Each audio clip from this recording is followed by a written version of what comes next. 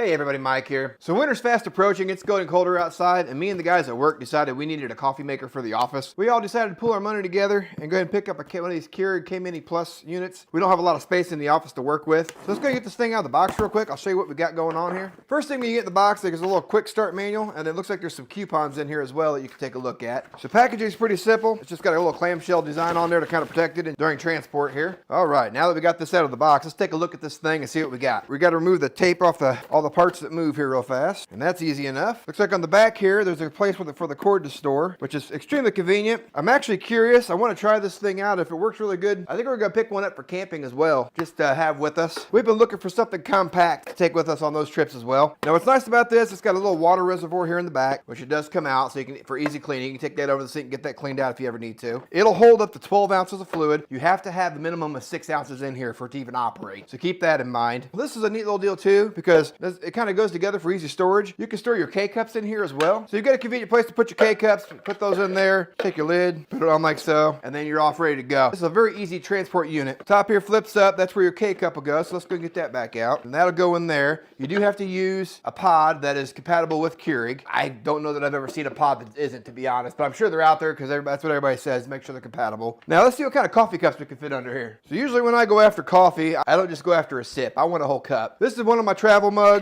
As you can see, that's gonna be too tall to fit in there. So if you're gonna use a travel mug like this, you're gonna have to have another cup to put it in first. This is another one of my go-to mugs. That one fits in there perfect, so that's a good deal. And then this is my tallest mug. It's kind of my go-to. And man, it fits in there, but it is tight. I'll tell you what, let's take a look here.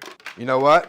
I just figured something out. So this little tray slides out, and it literally says travel mug right on there. My mug's still too tall. There must be travel mugs out there that are shorter than this one, which is no big deal. I can always put that in a different cup, then pour it in there if I need to. My big coffee mug works, so that's a plus. All this talk about coffee is making me thirsty. Let's get some water in this thing, get this plugged in, and let's get some coffee going. Grab me some water out of the sink here. We'll go ahead and put a full 12 ounces in. Flip open our back latch here, pour this in. Now something else too, I just remembered. I gotta run this without the coffee first, so I think you're supposed to break this in. Before you brew your first cup of coffee, it's important to go ahead and run at least 8 ounces of water through here just to clean anything that might be in the system out. So let's go ahead and do that real fast, get that brew process done. All you gotta do is hit the top button on top here. Something else, one of the main reasons I wanted this unit was I wanted to make sure it had a bold or a strong setting, and on the top here it does have that strong setting. Depending on which way you like your coffee, that's important to know. And I'll catch back up with here in just a second when this is done. Okay, we get that first initial brewing process out of the way now, so let's go ahead and get this thing filled up and get some actual coffee in here. Put my K-cup in there. Once you put this lid down, come over here and select whether you want strong or not. You see it here, it's flashing, so hit the button and we're off and running.